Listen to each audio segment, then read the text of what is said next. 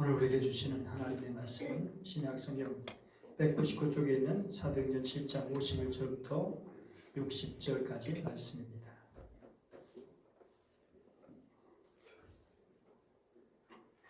목이 곧고 마음과 귀 할례를 받지 못한 사람들아, 너희도 너희 조상같이 항상 성령을 거스르는도다.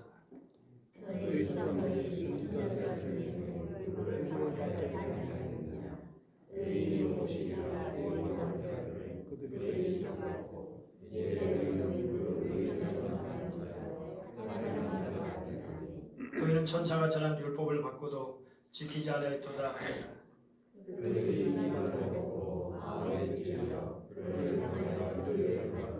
스데반이 성령 충만하여 하늘을 우러러 주목하여 하나님의 영광과 및 예수께서 하나님 우편에 서신 것을 보고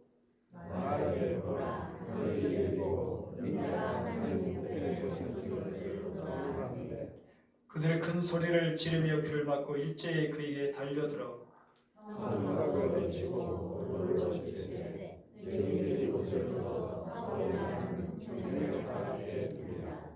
그들이 돌로 스데반을 치니 스데반이 부르짖어 이르되 주 예수여 내 영혼을 받으시옵소서 하고 그러고 크게 불러 이르되 주여 이 죄를 그들에게 돌리지 마옵소서 이 말을 하고 자니라. 아멘. 예수님의 부활 사건은 기독교를 독자적인 종교로 나아가는 놀라운 사건입니다. 부활 사건 없이 기독교는 탄생할 수가 없었습니다. 예수님의 부활에 대한 확신이 번지면서 유대 종교에서 기독교가 새롭게 세워질 수가 있었습니다. 우리가 복음서를 보면 제자들은 자기 이해에 예민했고 잘 다투었습니다. 누가 더 높은 자리에 앉을 것인가에 대해서 혈안이 되어 있었죠. 그리고 예수님을 배신했던 가룟유다는 물론이고 베드로조차도 예수를 모른다고 3번씩이나 부인했고 요한을 제외한 다른 제자들은 도망치기에 급급했습니다. 그리고 마가복음을 보면 부활하신 예수님을 제일 먼저 보게 된 막달라 마리아가 슬퍼하고 울고 있던 제자들에 가서 알렸지만 그들은 예수님께 살아나셨다는 것과 말에게 보이셨다는 것을 들었음에도 믿지 않았습니다. 그리고 누가복음 24장에 언급되는 두 사람이 걸어서 시골로 갈 때 동행해 주시는 예수님을 만나게 되고 함께 식사할 때 부활하신 예수님 것을 알게 되었죠. 그리고 그들이 이제 어떤 길을 다시 되돌려 예루살렘까지 그 밤에 돌아가서 남은 제자들에게 알렸지만 역시 믿지 아니하였다고 말합니다. 그런데 어떻게 이런 제자들이 예수님의 부활을 믿게 되었고 그것을 담대하게 전하는 증인이 되었을까 하는 것입니다. 어떻게 그렇게 질적으로 변화될 수 있었을까라는 거죠. 또한 예수님의 동생, 육신의 동생들도 예수님의 선교 활동을 정신당한 짓으로 오해했었죠. 그 중에 예수님의 육신의 동생 야고보가 정말 놀랍게 변화돼서 예수님 십자가 처형이고 예루살렘 교회 최고 지도자로 이제 변신하게 된 것을 사도행전 15장을 통해서 확인할 수 있고요. 또 다른 동생 유다는 유다서를 기록한 믿음의 사람이 된 것을 볼 수 있습니다. 나가 예수님을 직접 보지 못했던 유다 크리스천들과 이방 크리스천들이 그 지독한 로마의 핍박 속에서 어떻게 예수님은 나의 메시아다, 나의 주님이시다, 나의 구세주다, 그보다 하나님의 아들이시다라는 반체제적인 성격의 고백을 하면서 용기 있게 순교까지 할 수 있었는가 하는 것입니다. 로마 체제하에서는 예수님을 주님으로 고백하는 행위가 국가 반역죄로 극형을 받게 되고 유대 율법파에서는 신성 모독자가 돼서 역시 사형을 받게 됐다는 엄연한 당시의 현실을 참고한다는 초대교인들의 그 열정과 용기는 참으로 대단했습니다. 이런 질문에 대한 대답을 초대교회 한 평신도 순교 사건에서 찾아볼 수 있습니다. 그 사람 다름 아닌 스테반입니다. 스테파노스죠. 왕관, 멸관이라는 뜻을 갖고 있습니다. 그는 그 이름대로 최초의 순교의 멸관을 쓴 사람이 되었습니다. 스데반은 짧게 살았지만 그의 영광은 영원한 사람입니다. 스데반은 신앙이 연륜도 대단히 짧은 사람이었고 젊은 나이에 죽었을 뿐 아니라 그것도 비참하게 죽음을 당한 사람입니다. 스데반 모습은 성경에 전혀 나타나지 않다가 예루살렘 교회에 이제 일어난 그 갈등을 해결하기 위해서 뽑혀진 7 사람 가운데 한 사람으로 등장하면서 시작되죠. 그부터 그의 모습이 특별하게 부각하기 시작합니다. 그는 자기가 받은 인사를 활용해서 백성들 가운데 놀라운 일과 큰 기적을 행하고 아시아에서 온 사람들의 각 회당을 돌면서 전도하기 시작했습니다. 그들을 자극해서 결국 예수님처럼 공의로 끌려가게 되었고 고소를 당하게 되었습니다. 그런데 주님과 달랐던 점이 있는데 주님께서는 침묵하셨지만 스데반은 침묵하지 않고 설교를 하기 시작했다는 점입니다. 그야말로 죽기를 각오한 말이죠. 스데반 생애에 가장 강조되는 것이 바로 충만입니다. 성령 충만했고 지혜가 충만했고 은혜가 충만했고 믿음에 충만했고 권능이 충만했습니다. 충만함의 기본 개념은 지배와 통제입니다. 어떤 것이 스데반에게 부여해진 것이 아니라 어떤 분이 그의 초청을 받고 그의 완전한 동의를 얻어서 그를 소유하고 통제하는 것을 말합니다. 스데반의 성령 충만했다는 말은 성령께서 어떤 일에도 억제받지 않으시고 마음껏 스데반 삶 가운데 능력을 나타낼 수 있으셨다라는 것입니다. 그러면 어떻게 신앙의 초년병이었던 그가 그렇게 살 수 있었을까요? 그 이유는 단 하나밖에 없습니다. 그게 그가 부활의 예수님을 체험했기 때문입니다. 그는 분명코 부활하신 주님이 나타난 현장이 있었고 오히려 성령이 임하실 때도 그곳에 있었을 것입니다. 그러면 이러한 스데반이 어떻게 순교를 당했을까요? 늘 먼저 스데반의 죽인 자들의 특징을 살펴볼 필요가 있습니다. 부활의 찬란한 빛을 알기 위해서 먼저 얻은 그늘부터 살펴보는 것이죠.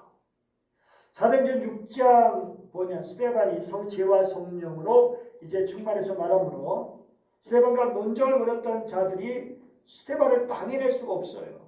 그래서 사람들을 매수하고 선동해서 스데반이 모세와 하나님을 모독하는 말을 하는 것을 우리가 들었다 라고 말하게 했습니다. 그야말로 스데반이 반 모세, 반 율법, 반 성전을 주장했다라고 하는 것입니다. 그리고 유다사에서 이런 죄는 신성 모독죄로 사형에 해당하는 것입니다. 그래서 백성과 장로와 서기관들 충동해서 스데반에게 몰려가 그를 붙잡아 사내들인 공회로 끌고 간 것입니다. 거짓 송사하고 폭력으로 체포했습니다. 공회가 일고 사내들은 의장인 대제사장이 스데반에게 질문합니다. 이것이 사실이냐? 그러자 스데반은 7장 같은 긴 말을 하게 됩니다. 그러면 스데반이 이렇게 외쳤습니다. 51절이죠. 같이 한번 읽어볼까요? 목이 곧고 마음과 귀에 할례를 받지 못하는 사람들아 너희도 너희 조상과 같이 항상 성령을 거스른도다. 목이 곧은 자라고 비판했습니다. 그렇습니다. 스데반을 고소한 율법주의자들, 그들은 권위주의자로 목이 뻣뻣했습니다. 거만할 뿐 아니라 허식에 사로잡힌 율법의 본질과 그 원래 정신을 망각하고 율법으로 사람들의 자유로운 사고와 행위를 억압했습니다. 종교가 이데올로기가 되고 쇠석처럼 조리로 그렇게 딱딱하게 굳어지면 결국 사람을 자유롭게 하는 것이 아니라 사람을 억압하고 사람의 생명을 파괴하는, 위협하는 그런 도구가 될 수 있습니다.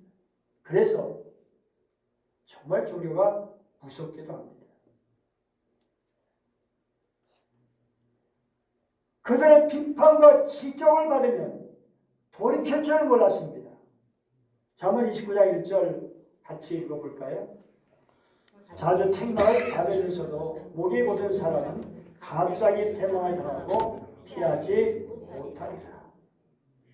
자주 책망을 듣는다는 것은 결국 완악함을 계속 고집한다는 것이잖아요.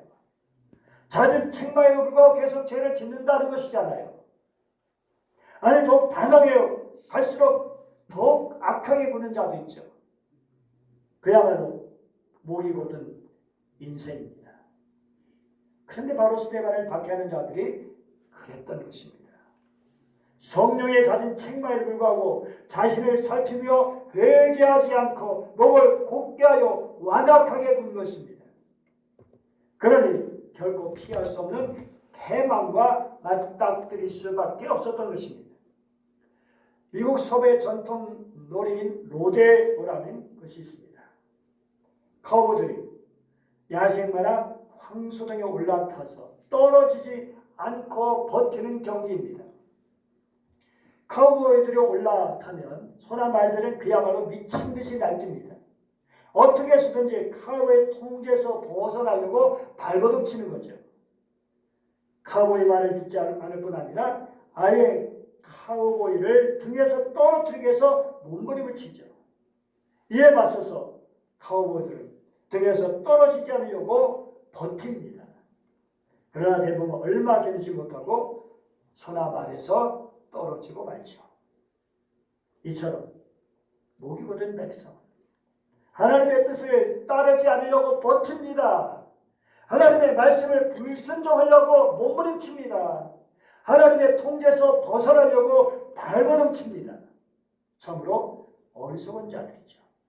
그뿐 아니라 스데반은 마음과 귀에 할례받지 못한 사람들아 라고 했습니다. 원래 할례하는 것은 남자의 몸의 일부를 잘라내는 종교의식 또 그렇기 때문에 마음의 귀와는 관계가 없는 것이죠. 그런데 마음의 할례란 무엇일까요? 그것은 강박하고 차가운 마음, 미움과 질투와 탐욕으로 가득 찬 마음을 잘라내는 것을 뜻하죠. 그러니까 바리새인들은 사두개파 제사장들은 오랫동안 육체의 할례를 얼마나 존중했겠습니까? 그렇지만 율법의 참된 정신, 정의와 긍휼과 즉 사랑이죠. 그리고 믿음을 외면했습니다. 특히 따뜻한 마음, 긍휼이 풍성하신 하나님의 마음을 배척했습니다.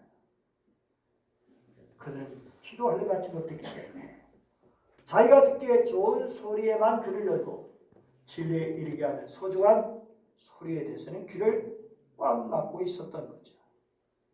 그런데 하나님께서 우리에게 말씀하시죠. 같이 읽어볼까요? 신명기 10장 16절 말씀입니다. 시작. 그러므로 너희는 마음의 할례를 행하고 다시는 목을 곧게 하지 말라. 날마다 우리 속에 잘못된 것이면 잘라내는 일이 필요합니다. 그리고 이어서 우리는 스데반을 죽인 자들의 모습을 볼 수 있는데요. 54절입니다. 뭐라고 되어 있죠? 그들이 이 말을 믿고 마음에 찔려 그를 향하여 이를 가요. 여러분 사도행전 2장 보면 거기에 사도 베드로의 설교를 들은 사람들이 마음에 찔려서 어떻게 했죠? 형제들아 우리가 어찌할꼬 그러면서 회개에 이르는 모습을 볼 수 있는데요. 근데 여기 7장에 나오는 이 사람들은 달랐습니다. 그들은 회개하지 않고 이를 갈았습니다. 이를 간다는 것은 피해 보복을 불러온다는 거예요. 그러기에 주님을 따르는 사람들은 어떤 경우에도 이를 갈면서 분노해서는 안 됩니다. 여러분. 예수님은 그 모든 고통을 당하셨지만 이를 갈지 않으셨습니다. 도리어 이사야 50장 6절 말씀 뭐라고 했죠? 나를 때리는 자들에게 내 등을 맡기며 나의 수염을 뽑는 자들에게 나의 뺨을 맡기며 모욕과 침뱉음을 당하여도 내 얼굴을 가리지 아니하였느니라. 이사야 53장 7절 그가 곤욕을 당하여 괴로울 때도 마치 입을 열지 아니하시며 마치 도수장으로 끌려가는 어린 양과 털 깎는 자 앞에서 잠잠한 양같이 그의 입을 열지 아니하였도다. 정말 우리 주님의 모습 그야말로 억울하고 그야말로 말도 안 되는 참혹한 그 고난을 겪으면서도 모욕과 조롱을 받으면서도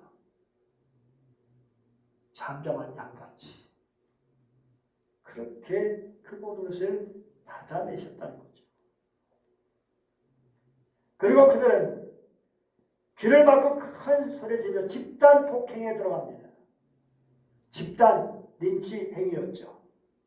폭력은 원래부터 마귀의 전공입니다. 아우슈비츠 수용소로 끊임없이 많은 유대인들을 보내서 집단 학살한 히틀러의 얼굴이 바로 그들의 얼굴이었습니다. 우리 할머니들이 아름다운 젊은 시절 일본 제국 군대에 끌려가서 강간당하고 성노예로 고통을 당했습니다. 군의관문 박사 앞에 길게 한 줄로 서서 서로 기득대는 일본 군인들, 바로 스데반을 죽인 자들의 모습이라 하겠습니다. 요즘은 미국과 이스라엘과 이란이 전쟁하면서 또 그런 모습들을 보여주고 있습니다. 그 수많은 생명이 죽었는데 정말 그것을 얼마나 아파하는지 괴로워하는지 아니 무덤덤하고 더 많이 사람들을 죽여야 하는 것으로 그렇게 한다면 그것은 결코 하나님의 뜻은 아닐 겁니다. 그렇다면 죽임당한 스데반의 모습은 어떠했을까요? 그 아름다운 모습에 주목하고 그것이 바로 부활신앙의 아름다운 자태임을 새삼 확인해야 합니다. 먼저 스데반의 모습 보니까 성령이 충만하여 하늘을 우러러 주목합니다. 성령이 충만해진 그는 돌로 맞기 직전 그 위기일발의 순간 속에서 고개를 땅으로 떨구지 않고 오히려 하늘을 우러러 보았던 것입니다. 민족시인 윤동준이 이런 시를 남겼죠. 하늘 우러러 한 점 부끄럼 없기를. 일제 강점으로 빼앗긴 조국의 땅의 하늘을 쳐다보면서 이 시를 읊었을 겁니다. 부끄러운 삶을 그 모진 고난 속에서도 살고 싶었던 것입니다. 맹자는 세 가지 즐거움을 얘기했는데 분자삼락이라고 그 가운데 두 번째 즐거움을 앙불 괴어천이라고 말했습니다. 즉 하늘을 우러러 부끄럽지 않는 것입니다. 하지만 스데반의 하늘을 우러보면 특별하죠. 왜냐하면 그 처참히 맞아 죽기 전에 쳐다본 하늘이기 때문에 그렇습니다. 도대체 그는 하늘으로 뭘 보았을까요? 또 그는 구름 조각이었을까요? 아니면 바람 같은 헛개비를 보았을까요? 사도행전 6장 15절 말씀 보면 그의 얼굴은 이미 천사의 얼굴 같았다고 되어 있습니다. 그 험악한 분위기 속에서도 전혀 위축되지 않고 맞대만한 분노의 마음이 품지 않고 그런 일에 부활 승천하신 예수님을 가슴으로 느꼈고 영의 눈으로 그를 보았습니다. 그는 이미 예수만을 공개적으로 선포했고 예수님의 주되심을 당당히 고백했기 때문에 그 기쁨을 마음속에 깊이 간직하고 있었던 거죠.